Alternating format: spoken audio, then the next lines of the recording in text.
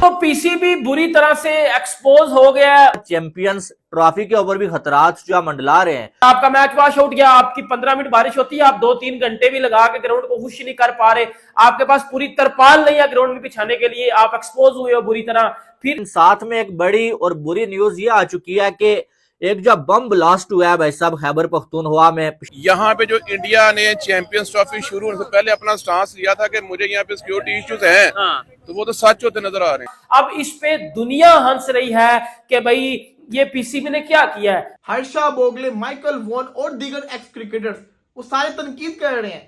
वो कह रहे हैं अगर सेमीफाइनल फाइनल हो गया, वहां पे बारिश होगी तो वो कैसे होगा मैच।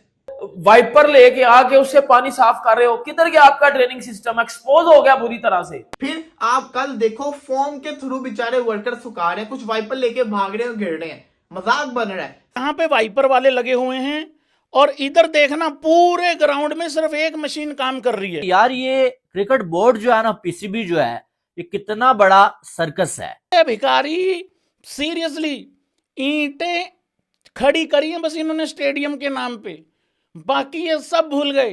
एक पाकिस्तान दुश्मन जो है, और दूसरा मुझे एतराज होगा इस चीज पे कि दर हकीकत अपनी कमजोरियों को छुपाने के लिए फौरन कह दिया जाए रा ने किया होगा, इंडिया ने किया होगा। इस तरह जान नहीं छूटती। और यहाँ पर कैसी कैसी ड्रामेबाजियां लगती हैं और किस तरह से पाकिस्तान की जो क्रिकेट है ना उसको तबाह करने की हर एक मुमकिन कोशिश की जाती है। नमस्कार, जय हिंद, वंदे मातरम। दोस्तों, राज हिंदुस्तान में आपका स्वागत है। दोस्तों, अभी भारत और न्यूजीलैंड का मैच शुरू ही हुआ है कि पाकिस्तान की दुनिया भर में क्रिकेट प्रेमी थू थू करने लगे हैं।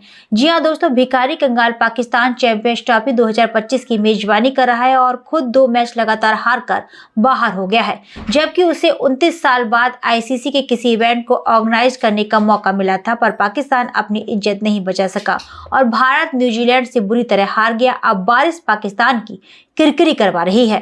जी हां दोस्तों, अब तक चैंपियंस ट्रॉफी में खेले गए कुल 10 मैचों में से 3 मैच बारिश की वजह से रद्द हो गए। जी हां दोस्तों, आपको बता दें कि पाक को शर्मसार करने के लिए इतना पानी बरसा कि 3 मैचों को रद्द करना पड़ा और पाकिस्तानी पीसीबी मैदान का पानी भी जल्दी नहीं सुखा सका, जिसके बाद दुनिया भर में पाक हुकूमत पीसीबी की जमकर आलोचना हो रही है। दोस्तों, बारिश होने के बाद ग्राउंड स्टाफ मैदान को वाइपर लेकर दौड़ते हुए नजर आए और उसे सुखाने का प्रयास करते देखे गए। इसी दौरान एक सफाई कर्मी फिसल कर गिर गया। सोशल मीडिया पर जैसे ही इसका वीडियो वायरल हुआ तो पाकिस्तानी क्रिकेट की जमकर खिल्ली उड़ाई जाने लगी।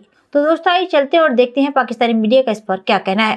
क्योंकि जब पाकिस्तान में जो आपको पता है कि बारिश आई है, स्टेडियम्स में बारिश आई है, उसके बाद पीसीबी के वो बनाए हुए ग्राउंड्स जिसमें लाहौर का स्टेडियम आता है, पिंडी का आता है, वो बुरी तरह से एक्सपोज हुए हैं।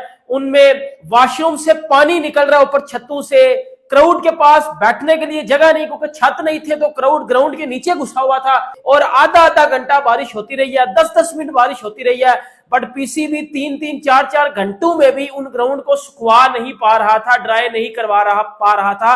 अब इस पे दुनिया हंस रही है कि भाई ये पीसीबी ने क्या किया है। ये तो पीसीबी ने ब्लंडर किया, का मैच वॉश आउट गया, आपकी 15 मिनट बारिश होती है, आप 2-3 घंटे भी लगा के ग्राउंड को खुश नहीं कर पा रहे, आपके पास पूरी तरपाल नहीं है ग्राउंड में बिछाने के लिए, आप एक्सपोज हुए हो बुरी तरह।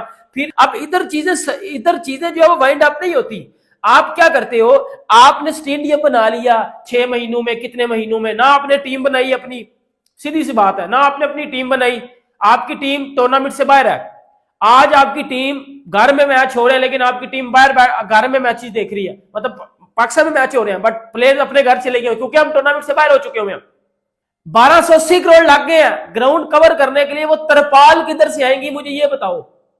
वो तो नहीं थी ना, 20 मिनट बारिश होती है, 3 घंटे आप स्टेडियम खुश करने में लगा देते हो, लेकिन आपसे वो नहीं होते। आप फिर आप क्या करते हो, आप वाइपर लेते हो और ऐसे ऐसे करते हो, ऐसे ऐसे, और पीछे से बंदे गिर रहे हैं वाइपर के साथ।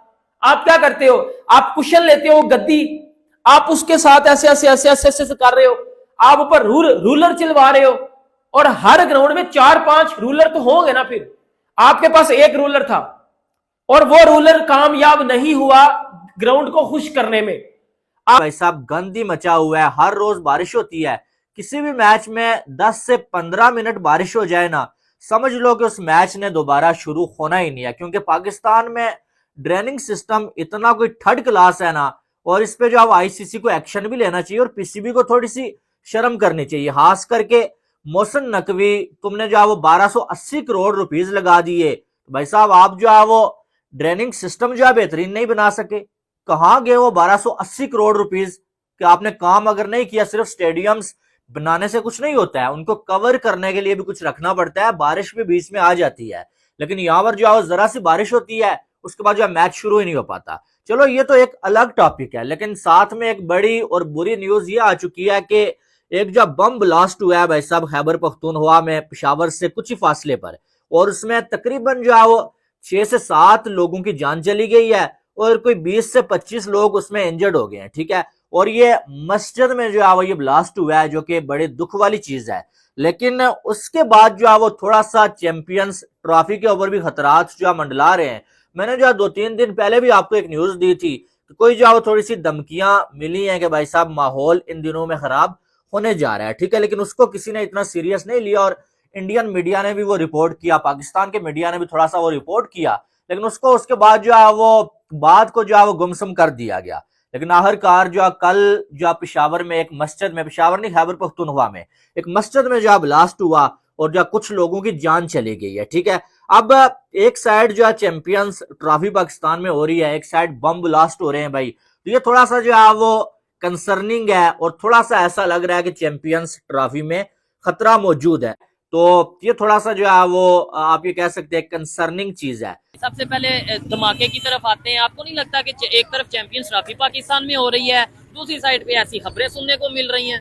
आपने दोनों जो खबरें मुझे सुनाई ना, दोनों ही टॉपिक बड़े अच्छे हैं, मैं दोनों पे दिल खोल के बोलना चाहूंगा।